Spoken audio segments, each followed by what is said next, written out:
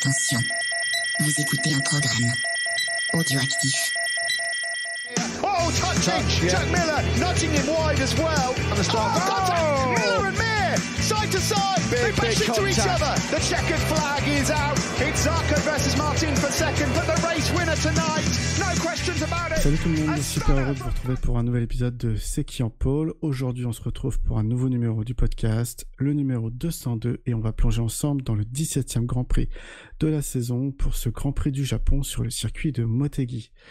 Nico et Gueno, je vous salue. Vous m'accompagnez aujourd'hui pour fêter ce nouveau titre pilote pour Ducati. Comment ça va ? Ouais, ça va super. Et bah ça va ici aussi, hein, avec une belle fin de saison hier avec Ophélie d'ailleurs, et notre acolyte de Kevin de la Boîte à clapper, ou FSBK au Vigan. Voilà, une belle fin de saison pour la vitesse française, et puis un beau week-end, donc de Grand Prix aussi, on va en parler. Ouais, pas de souci. On m'a signalé qu'apparemment il y avait une moto qui faisait perdre des points de vue à ceux qui la voyaient. Je te laisserai nous en dire un mot. On abordera ça. Alors, on passe tout de suite aux news de ce week-end de Grand Prix. Donc, en Moto 3, on a eu l'annonce que Yamanaka allait prolonger chez MSC Helmets avec comme constructeur toujours KTM. En Moto 2, on a eu des annonces également. Donc, Pramac va aligner Ferrandez et Guevara l'année prochaine. On a Honshu qui est confirmé chez Marc VDS pour laisser la place à Rueda chez Ayo KTM aux côtés de Wehrer. Et enfin, on a Salach et Sasaki qui sont annoncés chez RW Racing. Un petit commentaire sur ces annonces, messieurs ? Alors, Yamanaka, ouais, c'est plutôt une bonne chose, je trouve. Pour MSC Helmet, c'est quand même une bonne équipe, hein, qui a déjà été championne dans cette catégorie, si j'ai pas de bêtises. Après, pour le reste, très honnêtement, Honshu, c'est pas surprenant. À voir, est-ce qu'on n'a pas un plafond de verre avec lui? Je sais pas. Et Rueda surveillé, par contre, clairement, ouais. Vu la saison qu'il fait en moto 3, c'est clairement surveillé l'année prochaine. Ouais, bah à peu près pareil. Pour Rueda, je suis content qu'il monte. Puis surtout chez Ajo, il reste à la maison, entre guillemets. Après, à voir à quelle vitesse il va s'adapter, mais ouais, c'est cool. Et pour Honshu, bah, ouais, je me dis, une nouvelle équipe, ça peut lui faire du bien. On sait qu'en Moto 2, c'est plus des fois une question d'alignement de planète qu'autre chose. Des fois, il faut trouver l'équipe avec qui on s'entend bien, qui a les bons réglages, etc. Et pourquoi ça peut lui faire du bien de quitter un peu le giron KTM, ouais. Eh ben, je suis assez d'accord avec vous. Après, le fait que Rueda monte, c'est pas étonnant, hein. Et c'est pas forcément effectivement le pilote qui va s'adapter le plus vite. Moi, je l'attendais beaucoup sur sa première saison de Moto 3. Il arrive avec beaucoup de promesses du Junior GP et de la Red Bull Rookies Cup. Et finalement, ça a pris 3 saisons pour qu'il s'y fasse. Après, on a eu des pilotes qui sont aussi passés. Qui méritait, mais voilà.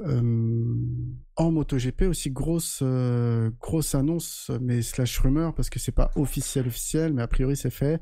Diogo Moreira aurait signé un contrat de 3 ans au total avec Honda et au moins sera l'année prochaine chez LCR, ce qui peut laisser sous-entendre qu'ensuite il pourrait bouger en team officiel. Un commentaire, Gueno ? Bah moi je suis très content parce que c'est un pilote que j'aime beaucoup. Après, je me demande si c'est pas un poil trop tôt.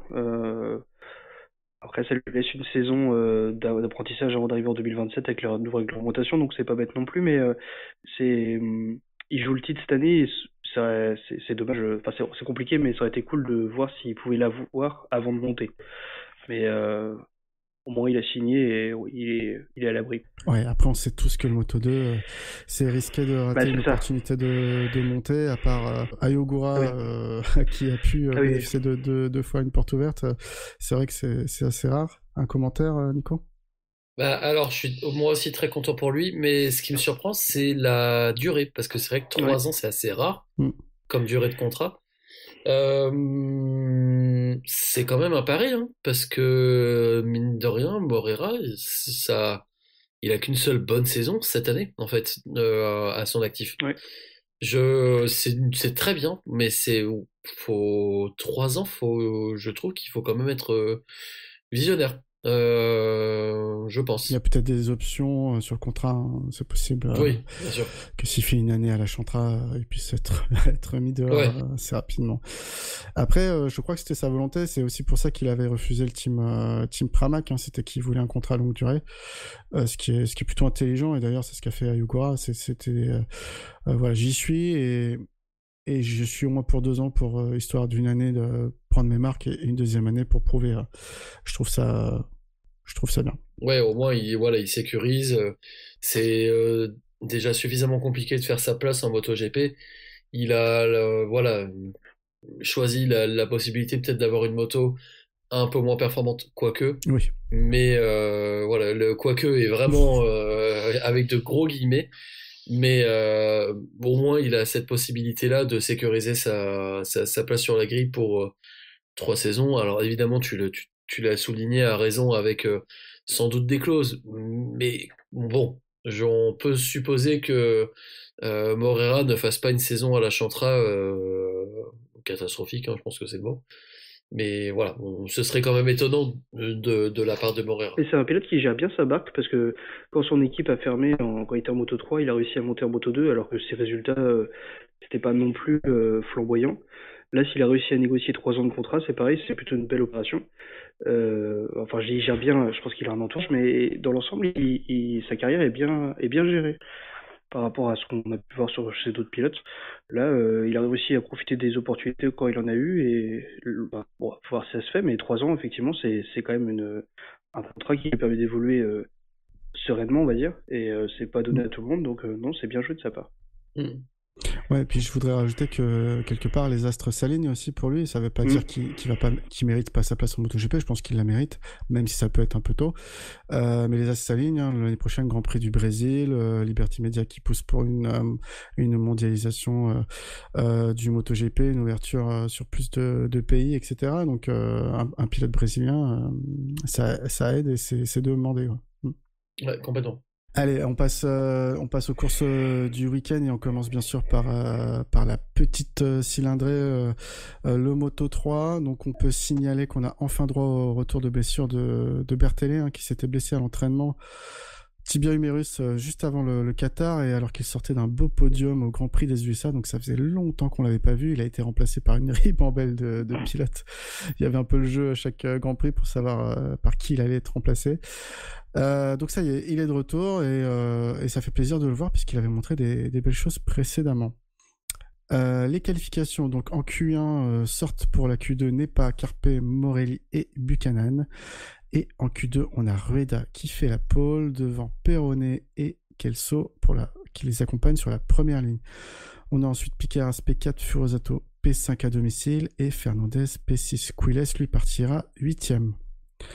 À noter également les sanctions. Donc on a un double long lap pour Guido Pini et des départs fond de grille pour Amanza et Foggia. Tout ça pour avoir roulé trop lentement en Q2. Alors, petit fait de course à noter. Donc, on a une pluie fine qui s'est invitée de manière intermittente sur la course. Ça va pas durer, ça va vite sécher. Cependant, on a quand même quelques pilotes qui vont se faire avoir, notamment Piqueras qui va pouvoir repartir et Furosato, lui, pour qui la course est terminée. Le classement de cette course, donc on a David Munoz qui remporte la course devant Rueda et Massimo Quiles. Le pilote Tech 3 Perrone finit 4, Adrian Fernandez 5 et Yamanaka 6. Je vous l'ai dit, les chutes de Furosato, on a aussi Almanza qui va pas finir cette course, notamment Aditama n'a pas fini le premier tour. Au général, grosse opération du coup de Rueda qui profite du faux pas de Piqueras 2e et Massimo Quiles 3e, suivi juste derrière par Munoz.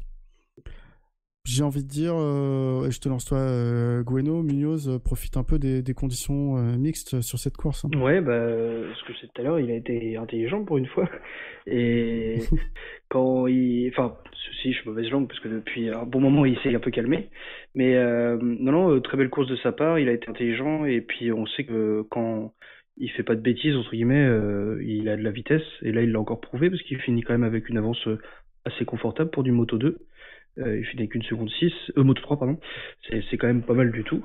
Donc, non, très belle course de sa part. même si effectivement il a été avantagé par la petite pluie.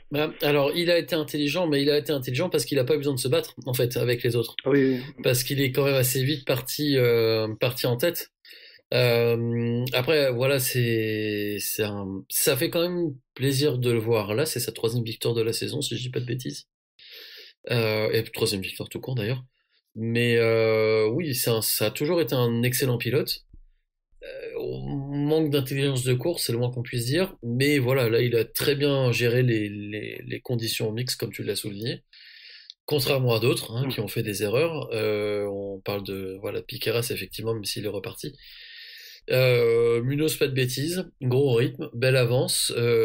Tu l'as souligné, Bueno, pour une course de Moto3, c'est rare d'avoir des scénarios comme ça en tête. Donc voilà, ce serait bien que ça dure comme ça en fait, qui capitalise là-dessus. Effectivement, déjà, il commet moins d'erreurs, notamment sur les autres, ce qui est très bien. Et tu l'as cité, je rebondis là-dessus, Nico, Piqueras qui perd gros, même si il repart et finalement il fait une belle remontada, puisqu'il va prendre les 5 points de la 11e place. C'est un peu le perdant de cette course, on va dire. Ouais, ça peut être il faut faire attention, parce que la 2e place, elle est clairement pas assurée. Munoz, voilà, on va voir s'il capitalise là-dessus, mais il peut la viser. Qu'il laisse encore plus, il est sur une grosse 2e partie de saison, enfin sur une belle saison, mais encore plus une grosse 2e partie de saison. Notre ami Massimo Chiles. Donc ouais, Piqueras effectivement qui est bien remonté, mais ça peut être un tournant pour la 2e place, cette chute-là, ça resserre un peu tout. C'est effectivement, si je me trompe pas dans mes calculs mathématiques, il y a 25 points qui séparent seulement Piqueras de Munoz, donc pour la lutte pour la 2e place. Bueno, toi, effectivement, avec on va dire l'état de forme de chaque pilote, tu penses que Piqueras pourra tenir la 2 ou Quiles et Munoz vont finir par aller chercher ce... Moi, je vois bien qu'il laisse finir 2e, parce que je trouve que finalement c'est lui le plus régulier aux avant-postes. Après, il commet alors des erreurs, pas forcément des erreurs graves, mais plutôt des fois il se fait un peu avoir sur les fins de course où il finit 4e, 5e, alors qu'il était 2, 3e sur les derniers tours, mais plus parce il manque d'expérience entre guillemets. Munoz, le problème c'est qu'on sait pas à quel moment il va faire un truc complètement débile, et même si là il y a quand même beaucoup de mieux, d'ailleurs le fait qu'il arrive à être 4e alors qu'il a quand même fait 5 résultats blancs en début de saison, c'est quand même assez impressionnant, mais j'avoue qu'il manque de fiabilité, je trouve. Et Piqueras, le problème c'est qu'il a des gros trous comme ça. Alors là, c'est vrai qu'il y avait la pluie, mais il y a d'autres courses comme ça où on se dit là il a une opportunité, et puis c'est pas mauvais, mais c'est pas aussi bien que ce qu'on pourrait espérer. Donc je veux bien qu'il laisse finir 2e. Mais c'est vrai que Munoz, effectivement, juste pour rebondir, c'est soit très bien, soit très mauvais. Il y a, je pense, si on a un tableau de ces résultats, je pense qu'il doit y avoir autant on a, alors au championnat ils sont pas tout à fait au même niveau, mais un Adrián Fernandez où c'est très régulier, 5, 6, entre 5 et 8 on va dire. Munoz, c'est d'une irrégularité, c'est quelqu'un qui a un gros talent, une grosse vitesse, mais encore une fois, ça manque vraiment d'intelligence de course, quoi. Et du coup, on n'a pas parlé du dernier larron, lui qui semble avoir assuré le titre cette saison avec 93 points d'avance sur le 2e dont on parlait juste avant. Rueda qui finit 2e sur cette course et qui est parti de la pole. Belle prestation pour lui. Ouais, moi, comme toi, je pensais qu'il ferait une grosse première saison et j'étais un peu déçu. Je me suis dit, il ferait une bonne 2e saison. J'étais un peu déçu. Et cette année, non, il y a rien à dire. Il est jamais, il est toujours fort en fait. Même quand il est pas au top, il fait jamais des résultats cata. Il marque des points quand il faut et quand il peut, il gagne. Et souvent, il gagne bien. Enfin, c'est pas des courses qu'il gagne par hasard. C'est une saison impressionnante. Je trouve ça un poil moins flamboyant que Alonso l'année dernière, mais il y a quelque chose, il y a un peu ce côté, on sait que c'est lui qui va gagner à la fin. Ça fait un peu ce même effet qu'avec Alonso, on sait que de toute façon il finira premier ou peut-être sur le podium, mais on n'est jamais déçu, quoi. Ouais, j'ai eu un peu peur pour Ueda Sur peut-être le premier tiers de la course, quand les drapeaux blancs à Croix-Rouge ont commencé à s'agiter, je l'ai vu dégringoler, tomber jusqu'à la 10e place. J'ai eu un peu peur pour lui, et au final, non, il a juste géré sa course, il est très bien revenu, et ouais, effectivement, pas d'inquiétude pour lui, je suis assez d'accord avec Gwenno. En fait, c'est un peu il a un peu un côté force tranquille, je trouve, dans le sens où on, il a l'expérience de ces 2 saisons précédentes, et on voit que globalement, peu importe ce qui se passe, il sera toujours soit sur le podium, soit gagnant.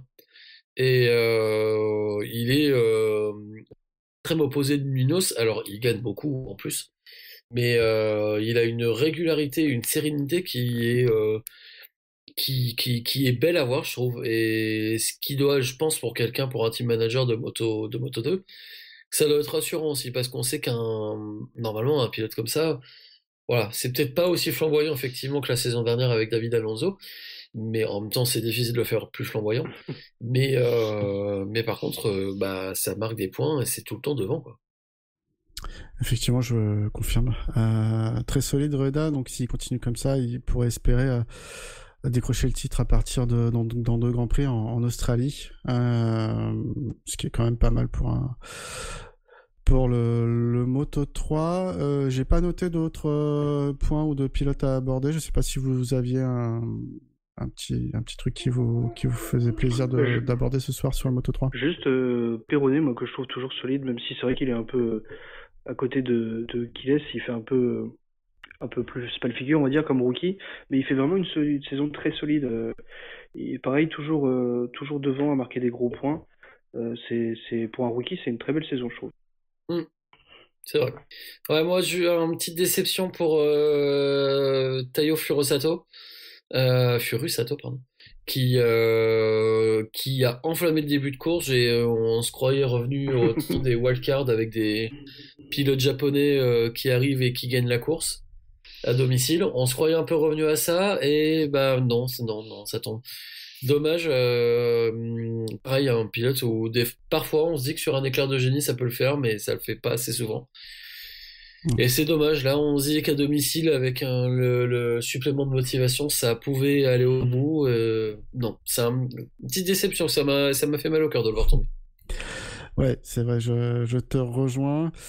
Du coup, on va passer sans transition parce que je ne sais pas les faire en Moto 2. À noter quand même que Dani Sancho est toujours absent, blessé. On l'a vu poster une story Instagram sur une rééducation en cours du côté de la Suisse. En qualif, du coup, on a qui passe par la Q1 mais sortent pour la Q2 Alonso, Baltus, Lopez et Sarach. Et en Q2, on a une pole de Manuel Gonzalez suivi des 2 Aspar de Holgado et Alonso. Morera qualifié 5e et Canet partira de la 22e position. On a également les pilotes Navarro et Agi qui sont pénalisés de 9 places sur la grille pour avoir roulé lentement en Q1. Écoutez, la course était relativement simple, en tout cas pour Daniel Holgado, qui s'impose avec plus d'1 seconde d'avance sur Jake Dixon, complète le podium Diogo Moreira avec une belle bagarre avec David Alonso. Voilà, Manuel Gonzalez, lui, ne finit que 5e, notamment parce qu'il a fait chuter un petit Celestino Vietti et s'est pris un long lap. On va y revenir. Au classement général, Manuel Gonzalez est toujours en tête avec 238 points, suivi par Diogo Moreira, 204 points qui se rapproche un peu. Aaron Canet est passé complètement à côté de son week-end, 189 points, 3e au général, suivi par Barry Baltus, 182 points. Voilà, Daniel Holgado, 153 points, 6e. Et on peut commencer par Daniel Holgado. Nicolas, un mot sur sa course. Holgado qui confirme sa grosse deuxième partie de saison, hein. Et son statut de meilleur rookie. Il est vraiment bluffant, je trouve, depuis cet été, finalement. Depuis le retour, il y avait eu des prémices avant, mais depuis le retour en Autriche, même si alors je crois que c'est en Autriche qui fait tomber Alonso, Mais globalement, il est extrêmement solide, hein, Holgado. Bluffant. Il y a quelques épisodes, il y a 2 ou 3 épisodes, j'avais dit après la victoire de David Alonso, voilà notre champion Moto 2 2026. J'ai peut-être changé d'avis, hein, parce que ce sera peut-être Holgado finalement. Ouais, grosse deuxième partie de saison, vraiment bluffant. Gwenno, un commentaire sur Holgado?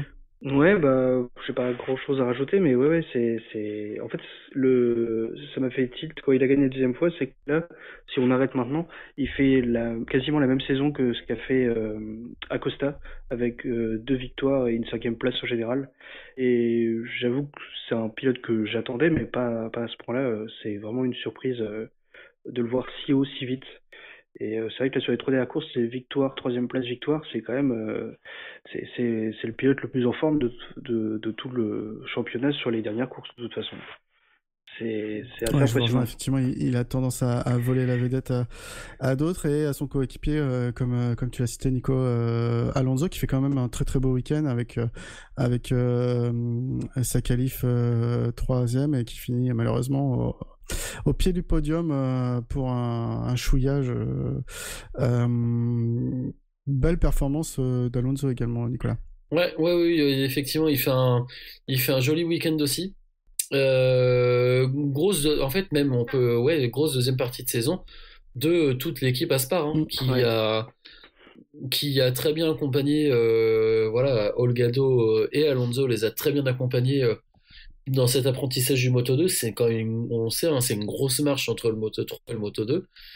Et Aspar, qui, on le sait, là aussi, est une excellente équipe pour les jeunes. A très bien accompagné, que ce soit Alonso et Holgado. Et oui, Alonso, effectivement, aurait peut-être mérité un podium. Bon, devant, c'est quand même Morera et Dixon, hein, qui sont ceux de 3e et 2e. On peut pas dire qu'il se fait voler le podium, mais voilà, c'est vraiment un gros week-end de la team Aspar. En fait, juste sur la course d'Alonso, je l'ai trouvé. En fait, au début, je me suis dit, il a pas le rythme, il perdait les places. Et en fait, il a bien géré sa course. Je pense qu'il avait pas assez de vitesse pour tenir tête à ceux avec qui il se battait au début. Et il a pas essayé de forcer comme il a pu faire sur quelques courses. Il a tenu son rythme et ça a payé sur la fin. Alors, passé pour un podium, mais il est quand même bien remonté. Parce qu'à un moment, il était menacé par Baltus et je me suis dit, il va finir par vraiment dégringoler. Et en fait, il gère vraiment bien les deuxièmes parties de course. Il a peut-être encore un peu de mal sur les gommes neuves, mais sur les fins de course, on sent qu'il est vraiment à l'aise. Donc j'ai trouvé ça bien parce que c'est-à-dire qu'il a mûri par rapport à d'autres moments de la saison où on sentait qu'il voulait aller plus vite et soit il avait un accident, soit il est tombé. Et je me dis, il a mûri, c'est bien. Et un autre pilote qui a bien mûri, même si on doutait pas de son talent, donc c'est Morera. On l'a déjà cité en long, en large, en travers pour la partie transfert tout à l'heure. Donc je sais pas si on a d'autres commentaires à faire, mais belle opération au classement pour lui, qui profite des déboires de Gonzalez. Si on peut parler peut-être de la course des deux. Donc Morera, je l'ai déjà dit, qui fait P3 et Gonzalez ne fait que P5. Nico, un avis sur la course de Morera et les déboires de Gonzalez, peut-être qu'il partait malheureusement de la pole, mais qui n'a pas su en profiter. Ouais, Gonzalez, effectivement, qui profite pas de sa pole. Alors, je trouve que, alors, la pénalité est pas, elle est méritée, hein, clairement. S'il y en avait pas eu, j'aurais pas trouvé ça scandaleux parce que le contact est pas non plus, il le bloque passe pas,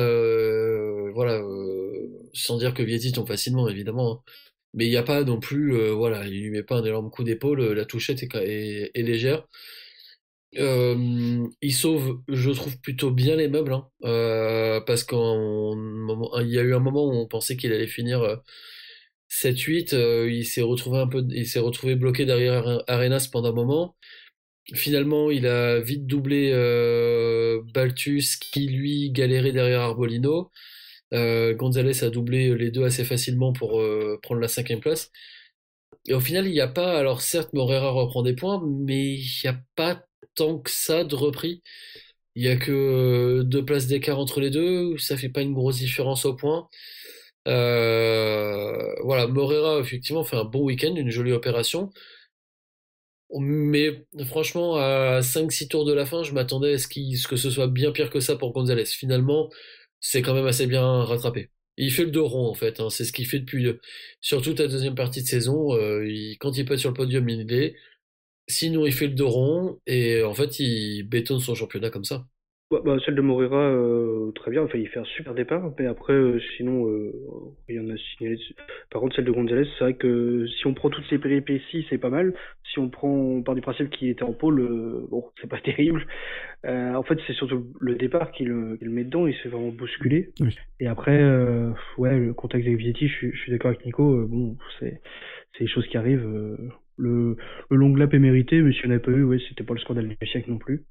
Mais c'est vrai que j'avais vu les résultats avant de regarder la course, comme j'ai regardé en replay, mais je voyais pas comment il allait sortir sa 5e place. Et il fait vraiment c'est les 3 derniers tours, je crois, vraiment énervé pour remonter Baltus et Arenas. Et au final, ouais, il sauve les meubles comme ça en perdant finalement pas trop de points non plus.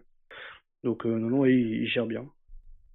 Ouais, c'est marrant, je vous rejoins pas du tout sur la pénalité. Moi, ça m'aurait choqué s'il avait pas été pénalisé, Gonzalez, parce que effectivement, en soi, il fait pas un attentat. Hein, il a largement la place de passer, de prendre l'intérieur et de continuer sa course, mais voilà, il touche sans conteste, il touche sans conteste Vietti et le bouscule et le fait chuter. Alors, on peut pas juger de ce que le pilote peut-être aurait dû se redire, jouer le jeu des épaules, je sais pas, mais enfin bon, il le fait tomber tout simplement, donc ça me paraît logique qu'il soit pénalisé. Oui, ça c'est sûr que c'est complètement, c'est sûr que c'est logique. Après voilà, on a vu des pilotes, on a vu des contacts aussi, et il n'y avait pas de pénalité où la direction mettait ça sur le compte d'un fait de course. Et c'était des contacts du même acabit, donc c'est pour ça que effectivement, voilà, c'est mérité. Bon après, voilà, si en sachant que c'est pas un pilote qui fait beaucoup d'erreurs et c'est pas du tout son genre de faire ça. Si ça avait été un fait de course, j'aurais pas crié au scandale. J'entends, et je voulais juste aborder un dernier pilote de mon côté, Baltus, qui fait une course plutôt anonyme, mais dans le premier tiers quand même du classement, et qui prend, c'est surtout important, les 9 points de la 7e place pour le championnat, parce que lui, Canet, de son côté, ne finit que 15e, et du coup, il y a potentiellement, pour Baltus, la possibilité d'aller chercher ou de se battre pour la 3e place du championnat cette saison. C'est assez intéressant ce que nous fait Baltus, on l'a déjà dit, mais je vais te faire peut-être répéter, Guido. Oui, non, très solide. Puis oui, il profite surtout que Canet, lui, l'est beaucoup moins. Mais ouais, surtout quand on prend, effectivement, la course est un peu anonyme, mais il sort d'un très bon week-end à Misano. Non, il est sur une bonne dynamique et puis il doit faire sa plus belle saison, je pense. J'ai pas ses statistiques en tête, mais il fait en tout cas une très belle saison. Et ouais, le voir sur la 3e marche du podium, ce serait chouette, ouais. Et bon, Canet, il est un peu transparent depuis un moment quand même. C'est vrai que là, Ouais. il a complètement lâché le championnat en tout cas. C'est vrai que je sais pas, j'ai pas de moment déclencheur, mais il y a un moment, il a disparu des radars. Et ça fait, je sais pas, 3-4 courses, un truc comme ça. Il faudrait que je regarde les statistiques. Ouais, c'est ça, ouais, c'est ça. Ouais. Ouais, non, mais enfin, Canet fait du Canet, quoi. Ouais. Il est voilà, extrêmement irrégulier. C'est plus Il vieux sombre, en fait. C'est plus vieux que ça. Hein. Plus Son vieux, dernier ouais. podium, c'est les Pays-Bas. Après, il est top 5 en Allemagne. Résultat blanc en Tchéquie. Autriche, c'est pas terrible. Hongrie, il reprend 10 points, c'est intéressant. Catalogne, il finit pas. Misano, c'est compliqué. Enfin, donc ouais, non, ça fait quand même... Là, il est sur une fin de saison bizarre. Ouais, pénible. Vraiment, il est sur une fin de saison, ouais, c'est vraiment ça, très très pénible. Et ça fait même presque de la peine en se disant, mais enfin, ça va s'arrêter quand la dégringolade. C'est vraiment. Ouais, c'est surprenant pour un pilote qui était en mesure de se battre pour le titre, de dégringoler comme ça, de même pas être sûr. Parce que même la 5e place, Dixon est qu'à 10 points. Alors Dixon, c'est pas le pilote le plus régulier du Moto2, hein, clairement. Mais bon, il y a encore 4 courses.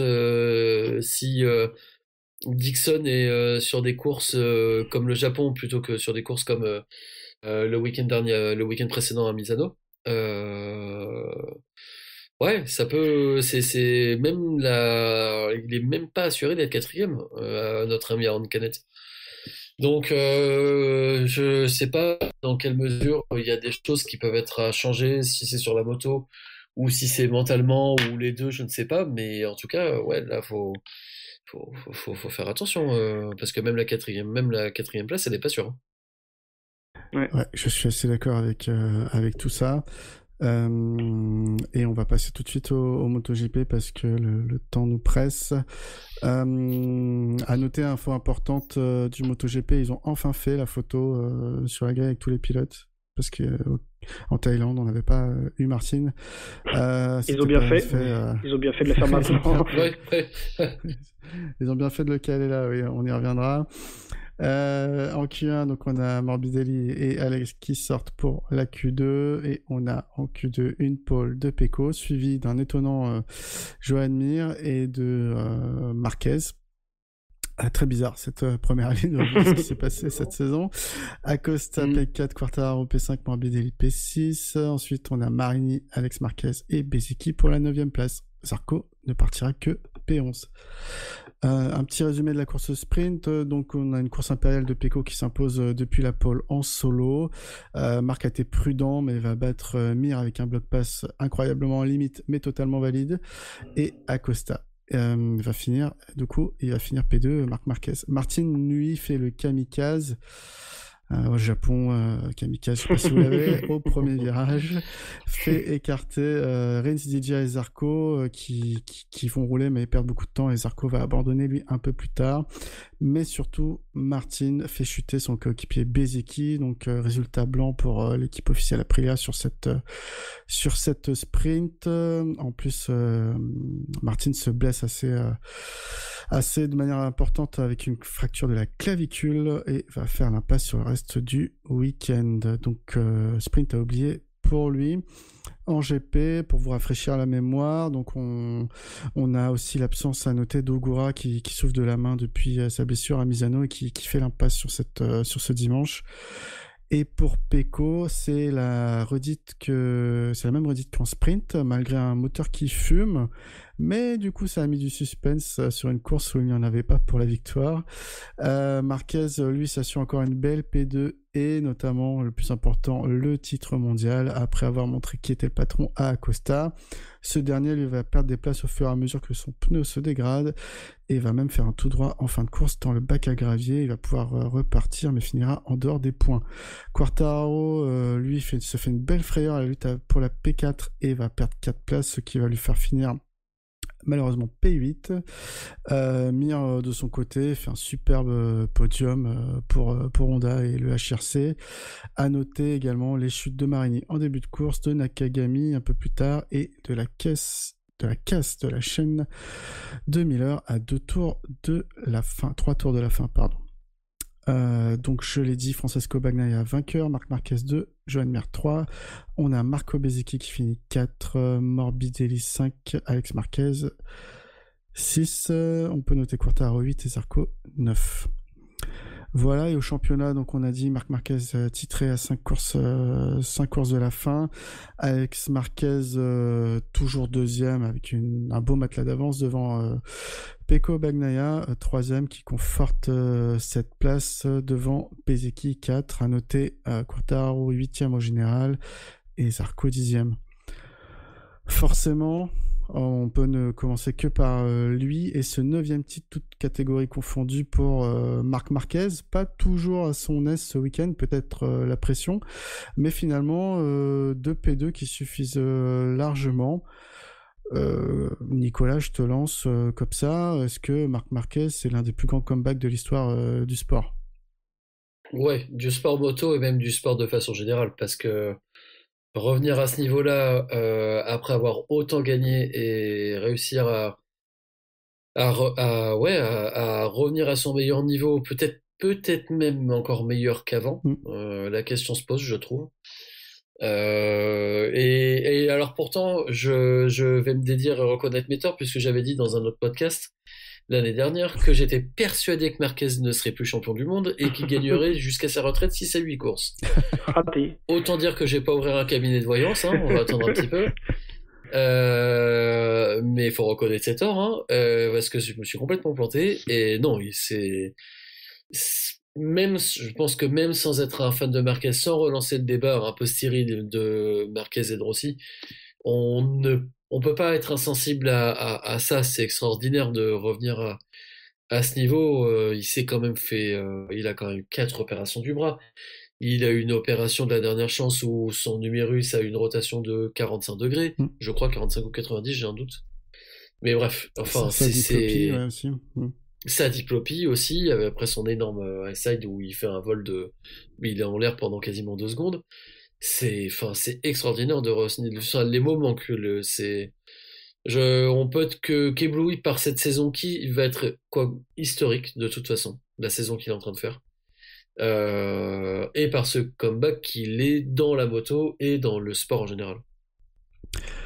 Et Gueno, toi qui es fan du pilote, qu'est-ce que tu nous as dit sur Marc? Ah non, moi je suis d'accord, et j'ai vu qu'il avait dit juste avant le GP que il était stressé et que avant, quand il était plus jeune, il savait pas ce qu'il faisait, donc il avait pas de stress quand il jouait les titres. Bon, je pense que tout est relatif, mais et que là il a pas dit qu'il avait peur, mais qu'il était un peu anxieux. Et j'ai trouvé ça assez, je sais pas, je trouve ça fou qu'il ait gagné 8 titres sans stresser, et que là il commence à stresser au 9e, quoi. Je trouve ça assez dingue. Mais oui, en tout cas, je m'y connais pas en sport, mais en tout cas dans le sport moto, c'est sans doute le plus grand comeback. Ça, je suis clairement d'accord. Il y a rien à dire. C'est le fait je le voyais revenir. Moi, je le voyais gagner cette année, mais vraiment pas à ce niveau-là, ni avec tant d'aisance. J'ai vu que Kevin de la boîte à clapet avait dit sur Twitter que ceux qui étaient pas là en 2019 comprenaient pas à quel point il était meilleur en 2019. C'est vrai ou c'est pas vrai, j'avoue que je sais pas trop. Mais par contre, je pense qu'on se rappellera plus de cette saison-ci que de 2019.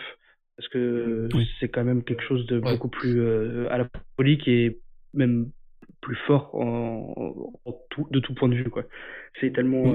Alors oui, il a la meilleure moto, etc., mais il a tellement écrasé tout le monde, c'est fou, quoi. Quand on compare à l'année dernière, c'était pas si évident que ça non plus de le voir gagner. Et en fait, il a fait une saison. Ouais. Vous avez remarqué que je vous ai pas lancé sur le débat est-il plus grand pilote moto de tous les temps. Je pense que ça attendra la fin de saison.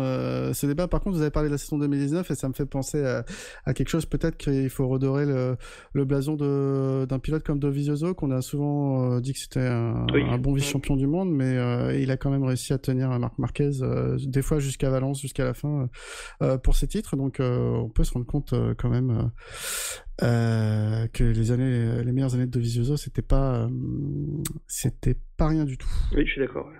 Voilà. Là, c'était pas bon. C'était malheureusement pour lui, en fait qu'il y avait un extraterrestre comme Marquez en face. Et c'est que ça dévalue. Effectivement, on le voit comme seulement un bon vice-champion du monde, mais en fait, c'est que Marquez était tellement à un niveau stratosphérique à ce moment-là que c'est déjà extraordinaire ce qu'a fait Dovizioso. C'est comme toutes les comparaisons avec Marquez, faut pas prendre Marquez comme point de repère, mais faut prendre les autres. En fait, c'est comme quand on dit Pecco, il a la même moto que Marquez. Oui, mais c'est l'inverse, c'est Marquez qui a la même moto que Pecco, et lui il y arrive parce qu'il est vraiment trop fort. Mais en fait, comparer les autres pilotes à Marquez, ça a pas trop de sens. Il est vraiment au-dessus à tous les niveaux. C'est comme des fois on voit le débat si Acosta ou Fabio avaient une meilleure moto niveau talent, machin et tout, peut-être, mais je reste persuadé qu'aucun des deux ne tient une saison complète Marquez comme ça. Oui, ils auront des moments où ils pourront peut-être le battre ou lui tenir tête, mais le truc c'est que Marquez il est fort tout le temps. Il a jamais eu de moment de faiblesse. Alors il a fait des erreurs, mais même ses erreurs, il est tombé à Jerez et il a une moto cassée, il fait 12e. C'est un truc. C'est même quand il est pas bon, il est meilleur que la plupart des autres, quoi. C'est un truc de fou. Non, mais je vous rejoins. Marquez, c'est un phénomène de ce sport.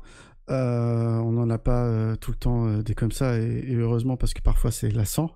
Mais on ne peut qu'applaudir la domination qu'il est capable d'imposer sur les 21 autres meilleurs pilotes du monde. Donc voilà, 9e titre tout à fait mérité. Je vous rejoins sur le fait que du fait que ce soit un comeback, il y a une saveur un peu particulière sur ce titre. Bon, pour lui, bien sûr, même aussi en tant que spectateur, parce qu'on ne veut que du bien aux pilotes, même ceux qu'on aime moins. Et ça fait quelque chose de le revoir à ce niveau-là et savourer cette victoire, parce qu'il revient clairement d'un enfer sportif, on va dire, qui était difficile à voir. Petite stat comme ça, on a quand même Ducati qui prend son 4e titre pilote consécutif après Pecco 2 fois et Jorge Martin qui était sous contrat Ducati officiel. Donc c'est quand même dans la continuité de ce que fait. Donc certains diront oui, Marquez gagne mais il a la meilleure moto. Je ne rentre pas dans ce débat. Je pense que c'est un tout de toute façon. Donc on ne peut pas gagner même en étant très fort avec une moto très très très compliquée. Un petit mot, je ne sais pas si vous voulez réagir sur la célébration de son titre, Gueno. Au début, j'étais pas emballé plus que ça. Et puis en fait, en revoyant les images après, j'ai eu l'impression que c'était plus une célébration pour lui que pour les autres. Il y avait moins de côté, vous avez vu, j'ai gagné, je suis le meilleur, mais enfin quand il pleure devant l'écran et tout, j'avais plus l'impression que c'était un truc pour lui perso que pour les autres. Et du coup, j'ai trouvé ça un peu plus touchant que la première fois que je les ai vus, où je me suis dit oui, bon, c'est un peu, je trouvais que ça manquait un peu de, j'en sais rien, je trouvais ça un peu fade quoi. Mais en fait, avec le recul, je pense que ouais, c'est pas mal. Sauf peut-être le chasuble. Le chasuble, j'ai trouvé un peu naze, mais bon, ça. Ouais, le chasuble du NSS, ouais, pas terrible. Ça faisait un peu ça, ouais. Ah, c'est vrai que je te rejoins, c'était un peu touchant en fait, et c'était un peu, on était plus dans l'intime que dans le show. Donc effectivement, ça peut parler, en tout cas, à beaucoup de monde. On a revu des images de ces années de galère. Et puis son ascension avec Ducati, d'abord Gresini, puis cette année. Donc voilà, je sais pas si quelqu'un veut rajouter un mot sur Marc. Oui, Nico. Ouais, non, juste la célébration, pas... Ouais. Bon, voilà. J'aurais préféré voir un gros burn avec un pneu qui pète et des soupapes qui volent à 25 mètres, mais bon. Voilà, on n'aura pas ça. Je pense que Zizi aurait pas été heureux. Ouais, je suis pas sûr non plus, effectivement. Maintenant, on va vous parler du deuxième homme du week-end. Pecco, donc il a retrouvé un feeling et finalement, qu'est-ce qu'on peut dire, que c'était bien la moto le problème, comme il le dit depuis toujours. Il nous fait la pole, dont le record absolu du circuit avec le premier chrono en 1,42. Il fait une victoire sprint avec le meilleur tour en course et tous les tours en tête, et pareil en GP. Le revoilà. Il atteint également la barre des 31 victoires en catégorie Rennes, ce qui le fait égaler Pedrosa et Eddie Lawson. Pecco, on l'a attendu toute la saison et le voilà un peu tardivement. Nicolas. Moi j'en parlais de Gigi Dall'Igna tout à l'heure, mais alors j'ai pas son numéro malheureusement, sinon je lui aurais envoyé un texto pour lui demander, mais enfin pourquoi seulement maintenant? Ouais. Enfin, en fait, ce que je trouve fou, c'est que y a quand même beaucoup de suiveurs du MotoGP qui doutent de Pecco, qu'il ait gagné parce qu'il avait la meilleure moto, est-ce qu'il est si bon que ça, mentalement il est fait, patati patata. Pendant toute la saison, Pecco a pas arrêté de nous dire que c'était la moto le problème, que la 2024 tout était parfait, que les changements cassaient cet équilibre-là, qu'il n'arrive pas à retrouver la confiance. Je comprends pas pourquoi on arrive seulement maintenant, à 5 courses de la fin, à lui mettre un bras oscillant, une fourche de la 2024, bim, ça marche, comme par hasard, et alors que depuis le début de la saison, c'est exactement ce qu'il demande. C'était je sais pas, Ducati c'est le constructeur qui a le plus de succès. J'ai quand même pas l'impression que pour un constructeur comme Ducati, ce soit si compliqué que ça, de monter ce mix GP24, GP25, en FP1 à Barcelone par exemple, en disant à Pecco, bon bah vas-y, essaye, on t'a monté ça, on voit comment ça marche, et si ça marche, tu gardes ça. S'ils le font au Japon, c'est que c'est possible de le faire avant, je pense. Je suis pas dans les couloirs de Ducati Corset, mais quand même, je comprends pas pourquoi ça arrive que maintenant. C'est incompréhensible. Je pense qu'il y a deux petites choses dans ce que tu dis. D'ailleurs, je suis totalement d'accord avec toi. Il y a le fait que chaque constructeur a son ego, tente de faire des évolutions qui vont dans un bon sens. Et Marc Marquez étant ce qu'il est, Ducati n'ayant pas encore connaissance que ce monsieur est hors norme, peut-être qu'ils sont entêtés dans une direction qui fait que Marc Marquez, de toute façon, tourne autour des problèmes et les résout. Alors qu'un pilote plus normal, on va dire, comme Pecco, bute sur ce même problème, ce qui est arrivé tout au long de la carrière de Marquez à ses coéquipiers, en fait. Ouais, c'est ça. C'est ça, c'est exactement ça. Je te suis complètement. Et moi, personnellement, j'ai toujours eu peur que Ducati tombe dans les travers de Honda. Là, il rattrape le tir, mais c'est finalement, jusqu'à maintenant, c'est exactement ça. C'était que Marquez. Je pense pas que ce soit. En fait, Marquez, il a la réputation de casseur de moto et puis d'être un peu le leader sur le développement et tout ça. Et en fait, c'est ce que dit Pierre. Je pense que c'est un peu l'effet inverse, c'est que lui il dit ah bah non, mais ça marche. Mais en fait, non, c'est que lui, il arrive à la faire marcher, mais pas les autres. Et je pense que pour les ingénieurs, c'est compliqué de se dire que là ça marche, mais ça marche pas parce que la moto est bonne, mais parce que le gars qui est dessus arrive à complètement passer au-dessus de ça, et que non, c'est pas à Pecco de s'adapter, c'est qu'effectivement la moto a un vrai problème. Et ça, outre le fait qu'il y a de l'ego effectivement aussi, mais je pense que c'est hyper compliqué de se dire, mais non, mais là regarde, tu vois bien qu'elle marche la moto, et qu'en fait non, c'est le gars qui est dessus qui arrive à faire la différence, quoi. Et ouais, par contre, pourquoi ça arrive que maintenant? Je suis d'accord, c'est vrai que c'est vraiment tard, quoi. Mais bon, il vaut tard que jamais, on va dire. Ouais. Après, c'est vrai que c'est une moto un peu particulière. On l'a vu à la fois avec Pecco et avec DJA, où des fois elle s'avère extrêmement rapide même entre leurs mains. Pecco a fait beaucoup de podiums, surtout en début d'année. DJA, on l'a vu parfois avec une vitesse incroyable encore cette saison. Et du coup, peut-être qu'effectivement, c'est difficile de mettre le doigt sur ce qui marche ou marche moins sur cette moto. Peut-être un commentaire sur le seuil des 31 victoires en catégorie Rennes. Ouais, ça c'est fou par contre. Hein. Je pensais pas qu'il était. Ouais. J'avais pas vu qu'il était si haut dans le classement des pilotes le plus victorieux. 31 victoires, c'est Je quand crois même. que ça le classe top 8 de l'histoire. Ouais. Ah, c'est fou. Hein. Je crois pas qu'on se rende compte. Ouais, c'est. Pardon. C'est ça. On le sous-estime. Ouais, c'est ça. C'est vraiment. Je pense que il y a une part de son personnage et puis de son style aussi, parce c'est pas quelqu'un qui est très exubérant, mais je trouve ça fou que ce soit aussi peu reconnu. 31 victoires, c'est quand même vraiment exceptionnel, quoi. Merci de le dire. Ouais, bon, peut-être pour conclure sur Pecco. Ce que je trouve fou aussi, c'est qu'on n'ait pas plus écouté Marquez. Effectivement, Guano, c'est un peu l'arbre qui cache la forêt.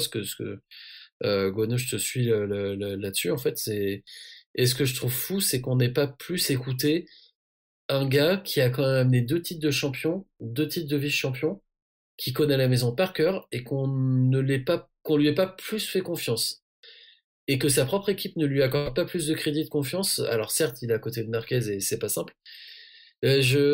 Voilà, ça me déçoit un petit peu. Et je suis pas sûr qu'avoir la GP25 spécification Marquez l'année prochaine, à voir ce qu'Alex Marquez va nous faire. Mais je suis pas sûr que ce soit un cadeau d'avoir cette moto-là l'année prochaine. Après, ce que dit et redit Matt Oxley, qui est un journaliste plutôt anglophone, assez expérimenté, lui, d'après sa lecture du règlement, je sais pas si c'est le cas, mais d'après sa lecture du règlement, ce qui est interdit l'année prochaine, c'est d'apporter une nouvelle spécification moteur qui soit pas homologuée. Ducati doit rester avec une spécification homologuée, donc dans ce règlement-là, la GP24 est une moto homologuée en 2025, donc pourrait être utilisée en 2026. C'est ce qu'il comprend et c'est ce qu'il nous dit quand on regarde un peu ce qu'il écrit. Donc potentiellement, Ducati pourrait repartir sur une GP24 pour tous ses pilotes. Pecco serait peut-être content, mais si Marquez a une GP24, je suis pas sûr que le résultat final change beaucoup. Ouais. Par contre, il y a toujours la règle, effectivement, pour que les pilotes officiels doivent avoir la même spec. C'est le problème. C'est effectivement, le spec moteur doit rester la même. Ouais. Petit instant stat, encore une fois. C'est la toute première fois dans l'histoire, depuis les nouveaux formats sprint en 2023, qu'une équipe obtient le doublé P1, P2 sur la sprint et sur le Grand Prix. Donc, arrache les 66 points, soit le maximum possible sur un week-end. Bon après, effectivement, c'est pas étonnant, mais finalement c'est quand même quelque chose de très très très difficile à obtenir. Je crois que ça faisait 57 courses avant qu'on puisse avoir ce total de points. Et parlons de Morbidelli, qui nous fait plutôt un bon week-end du coup. Meilleur pilote indépendant le samedi et le dimanche, parce que pour une fois il y avait beaucoup de team usine devant. Double P5. Très très solide week-end de Morbidelli.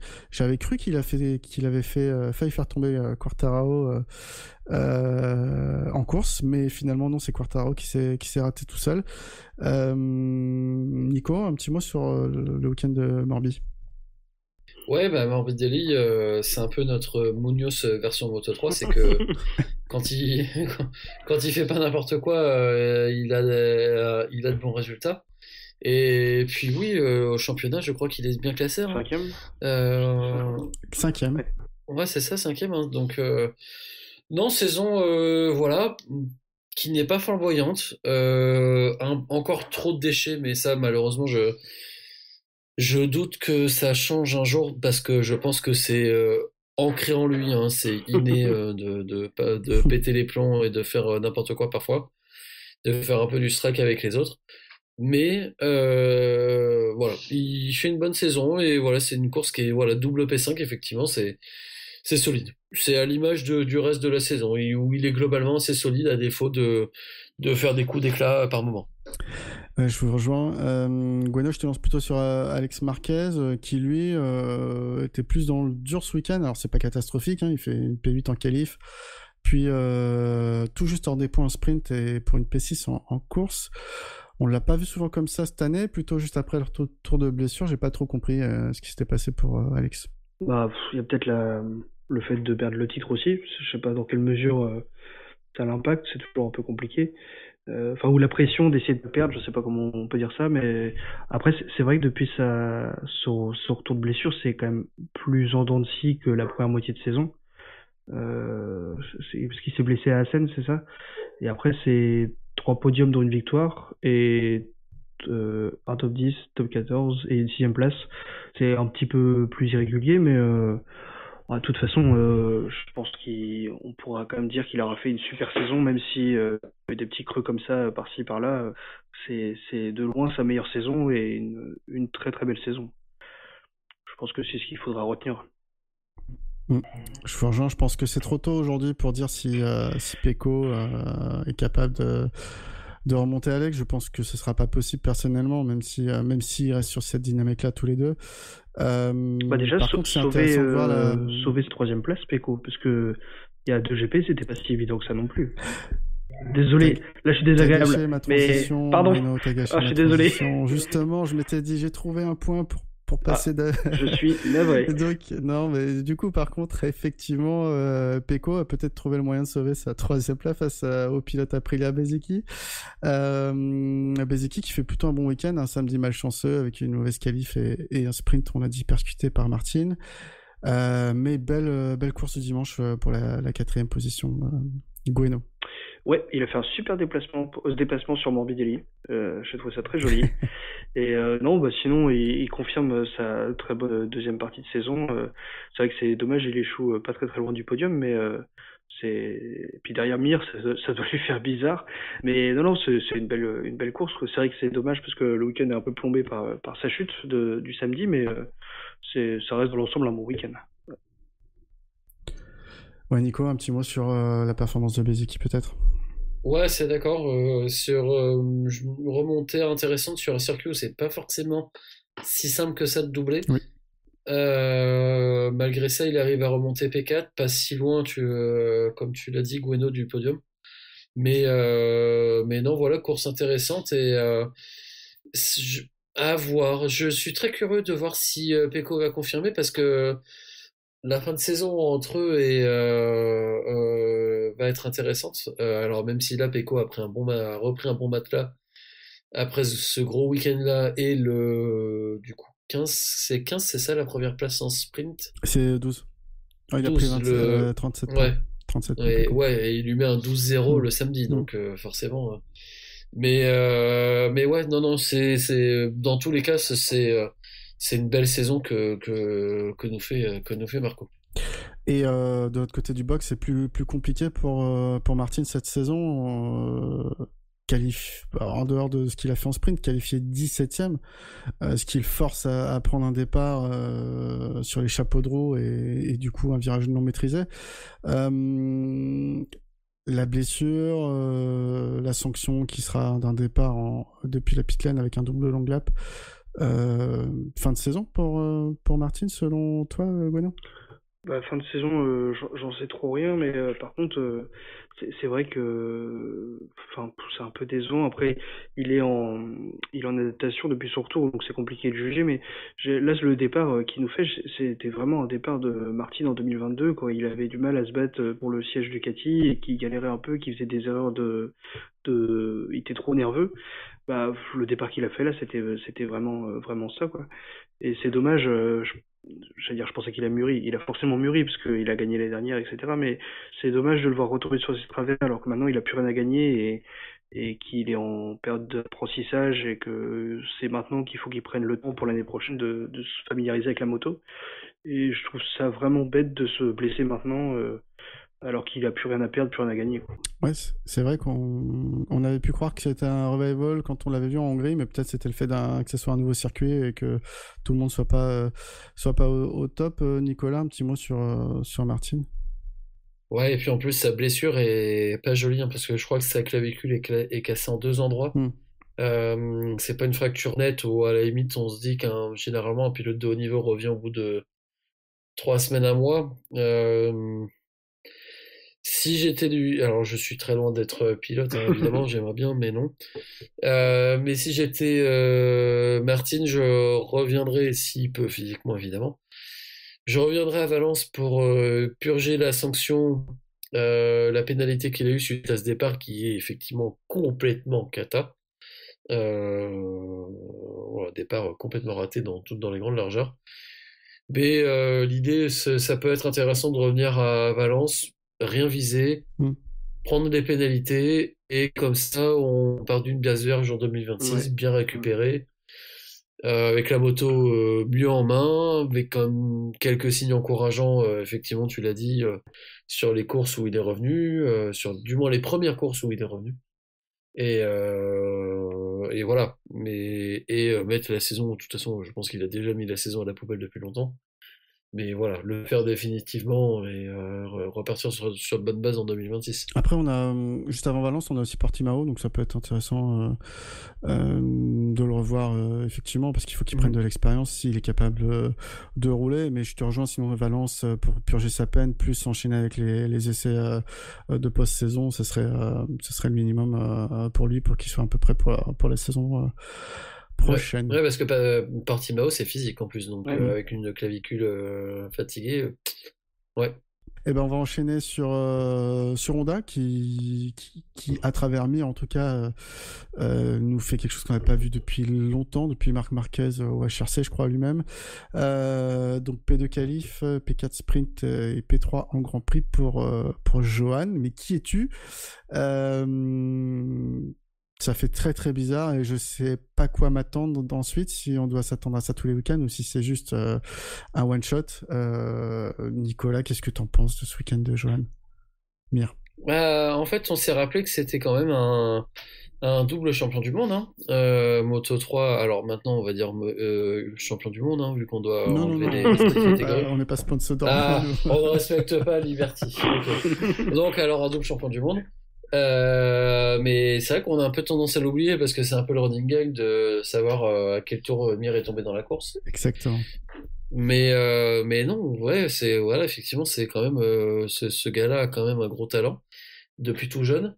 Mais c'est vrai que c'est étonnant de le voir revenir. Alors, depuis l'Evo de la moto qu'ont eu Marini Mir en premier, on voit quand même que ça va mieux. Mais là, ce week-end, il est impressionnant. Même lui, en débrief de qualif, quand on lui pose la question, comment vous avez fait, il répond tout sourire, je sais pas. Donc, je pense que ça étonne tout le monde lui-même, mais ça fait quand même plaisir. Bon, en étant chauvin, c'est dommage que ce soit pas Johan, mais ça fait quand même plaisir de voir Mir revenir à ce niveau-là, parce qu'il a son niveau des 2 dernières saisons reflète pas son réel talent, je pense. Ouais, moi je suis d'accord, ça fait 3 ans que je me dis, il y a un moment, si on lui donne du matériel performant, on pourrait peut-être retrouver le Mir qu'on a connu.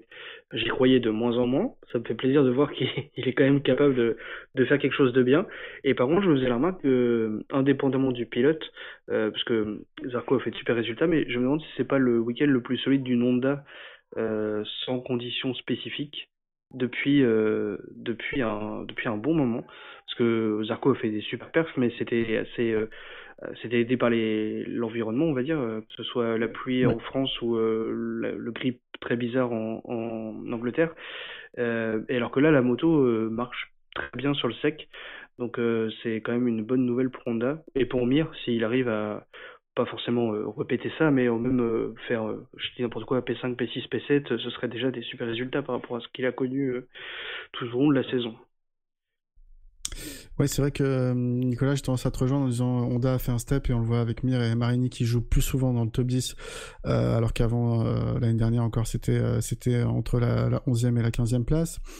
Par contre, j'ai vraiment l'impression que c'est circonstanciel et du fait que, par exemple, on n'ait pas eu un Aldeguer et un Alex Marquez aux avant-postes et que les places vont être beaucoup plus dures à atteindre quand ces deux-là ils vont revenir jouer les P5. Mais ça n'empêche pas que ce que fait Mir effectivement est incroyable. Et je te rejoins, toi, Gueno, sur le fait que c'est sans doute le meilleur week-end au global d'un pilote Honda depuis très longtemps. Je crois que même en FP1, il était bien placé. Rapidement sur notre Frenchy Zarco, donc en sprint, il est impliqué dans l'accident des Aprilia. Il a eu très peur pour Martin, il a vu sa tête passer à quelques millimètres de sa roue. Il va finalement abandonner et P9 en course. Bon, il n'a pas fait une qualif incroyable non plus. C'est quand même dommage quand on voit les performances de Mir ce week-end, alors qu'il aurait eu enfin la moto qu'il attendait de la part de Honda. Ouais, c'est à se demander s'il n'y a pas peut-être un retour dans les travers qu'on avait vus, qu'on pensait résolus, mais qu'on avait vu dans les saisons à Vintia ou peut-être sa première saison chez Pramac où il y avait une belle première partie de saison. Et la deuxième saison, c'était un peu plus en dents de scie, ça tirait un petit peu la langue, c'était plus compliqué. Et finalement, on voit un petit peu ça, en fait, on retrouve un peu le jeune Zarco d'il y a peut-être 3-4 ans. Euh, il y a sans doute plusieurs facteurs. Peut-être qu'il y a la fatigue aussi des 8 heures de Suzuka. En plus, ils étaient deux sur la moto, donc Johan a beaucoup donné. Le fait, il y a eu toute la fatigue peut-être nerveuse avec les tractations, HRC ou pas, ou est-ce que ce sera le CRO HRC? Le fait de ne pas avoir les pièces, de voir les autres pilotes performer alors qu'il est devant eux tout le reste de la saison, lui de ne pas les avoir, et ça peut créer une frustration de l'attention aussi. Je pense qu'il y a un peu tout ça. Et effectivement, il reste plus que 4 courses. Voilà, c'est pas simple maintenant qu'on est dans le rythme de faire un reset, de se dire j'oublie tout ça et je retrouve l'énergie que j'avais au début de la saison. C'est pas forcément évident. J'espère que ça reviendra, mais c'est pas forcément simple pour Johan. C'est un beau défi. Ouais, je suis d'accord. Puis après, en plus de ça, je dirais que finalement, lui, c'était sa première course avec la moto améliorée.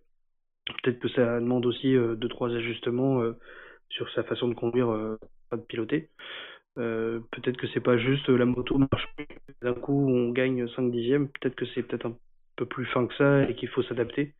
Donc non, je suis globalement d'accord avec Nico. Ouais. Rapidement sur Marini, on peut citer quand même qu'il est solide sans briller, avec une P7 en sprint et en qualif, malheureusement une chute en course assez rapidement en course pour lui. Et Chantra, bon bah week-end compliqué comme tous les autres pour le rookie, il repart quand même à la faveur des chutes avec le point de la 15e position. J'enchaîne tout de suite avec l'autre constructeur japonais, et forcément on commence avec notre Fabio National.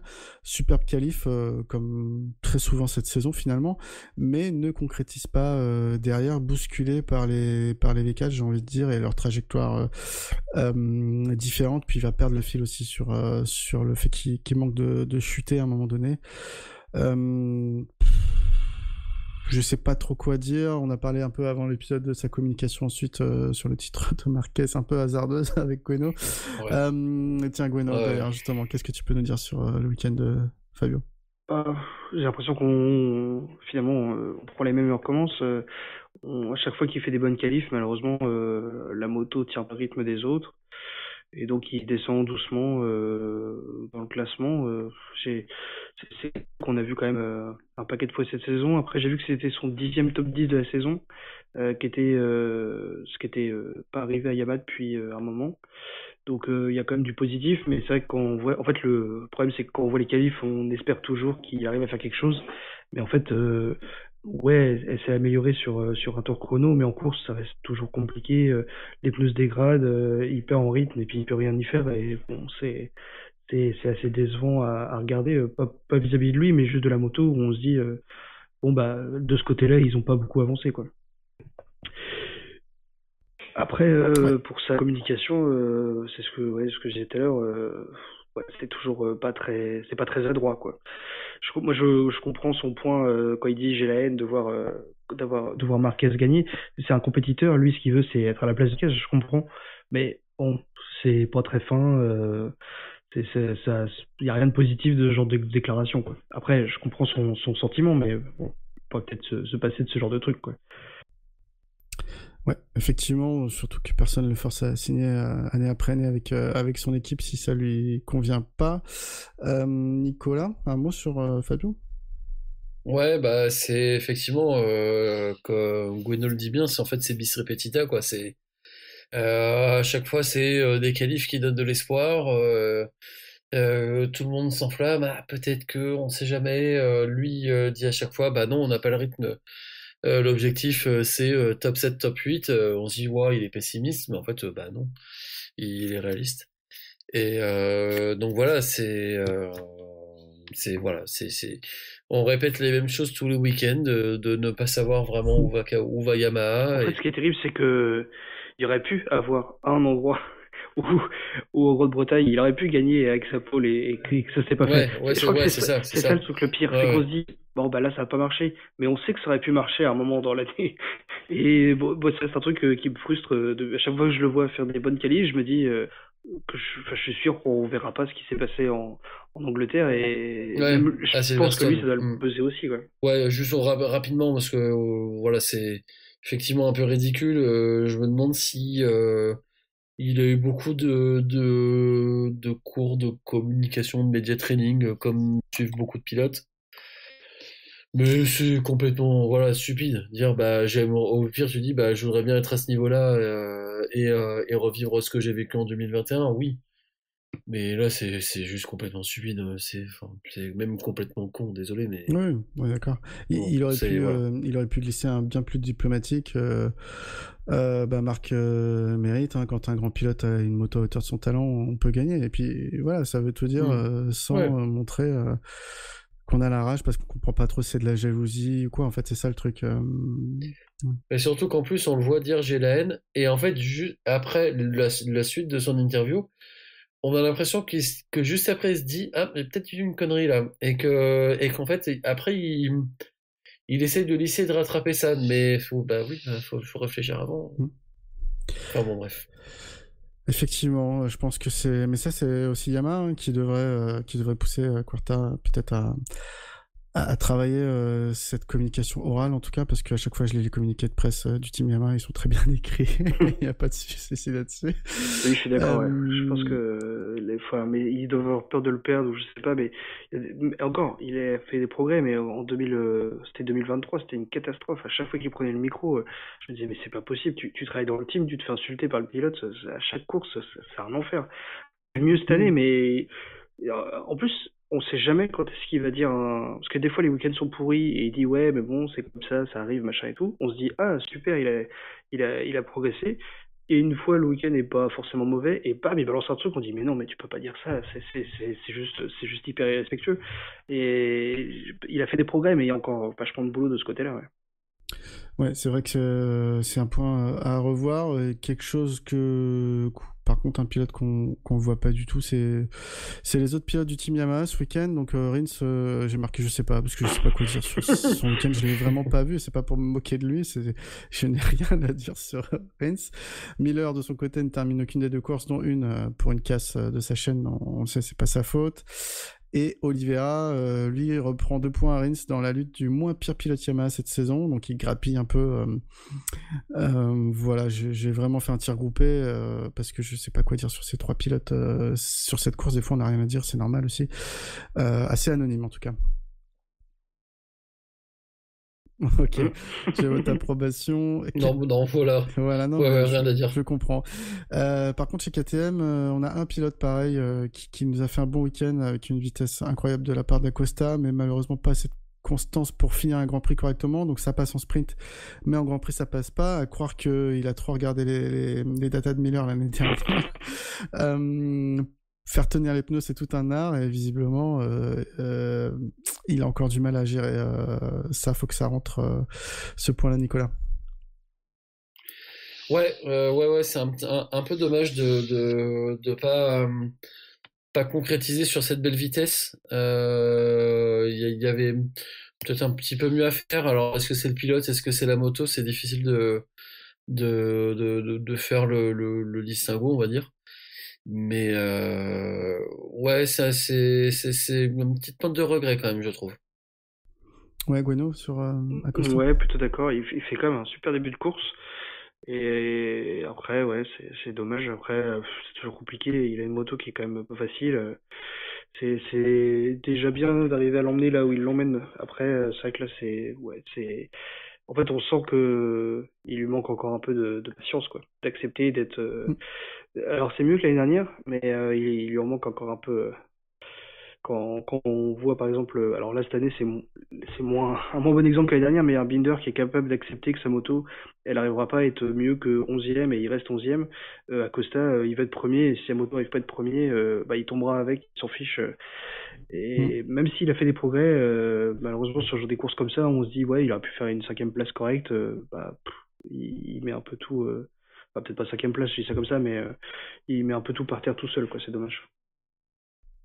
Ouais, c'est vrai. Après, c'est vrai que KTM cette année particulièrement, c'est vraiment une moto cassée circuit et les circuits où ça marche pas. Et je pense que Motegi c'est un circuit où ça marchait pas parce que Vignales, bon, même s'il a toujours pas rebrillé depuis qu'il est revenu de blessure, c'est compliqué. Mais Bestia, on l'avait vu incroyable. Il y a pas du tout longtemps. Très très anonyme ce week-end. Donc on peut dire que la moto en soi n'était pas très bien réglée. Voilà, c'est quand même dommage de les voir là, mais ça met aussi en valeur le travail que fait Aprilia pour en revenir à eux dans une autre perspective. Quelqu'un pour dire un mot sur Binder, Vignales ou Bestia, Nicolas, Gueno? Bah, non. Non, bah juste que la moto a l'air effectivement très capricieuse et seul qui arrive à en extraire quelque chose par moment, c'est Acosta, quoi. Oh, il y a Bassani quand même, attention. Non oui, mais oui, je ouais, plaisante. oui, Oui, non mais il y a eu quelques petites pointes. C'est moins régulier, quoi. Même Vignales a eu des... Si, Vignales en début de saison. Mais là, depuis sa blessure, il n'y a plus rien, quoi. C'est ça. Ouais. Eh bien écoutez, avant de conclure, je vais te laisser la main. Nicolas, tu disais que tu avais des news à nous partager sur le FSBK, et puis après on pourra conclure cet épisode, vas-y. Ouais, bah on a eu une. Alors pourtant, je n'aime pas le doré. Je trouve que ça fait même un peu beauf les motos dorées, hein. Mais je dois dire que la moto de Kenny pour fêter le titre était très belle. Pour l'avoir vue de près dans la pit-lane, c'est vraiment une belle moto. Tecmas a fait un joli boulot. Alors, je ne sais pas si ça a porté chance à Kenny puisque c'est le seul week-end où il se fait battre. Bon, dommage. Gros week-end hein, d'ailleurs de Enzo de la Vega qui fait un week-end royal. doublé excellent. Un petit mot pour son coéquipier, puisqu'il est charentais et que c'est un copain, Maxime Pelizzotti, pilote de la 18 de la gamme 18 en endurance, qui fait un week-end solide qualifié P6 et surtout une très belle première manche où il finit de mémoire P6 aussi, deuxième place challenger. Donc c'est bien, ça donne envie de voir plus souvent. Donc ouais, non, un joli week-end de FSBK, une belle fin de saison. Voilà. Ouais. Ok, bah je vous rejoins.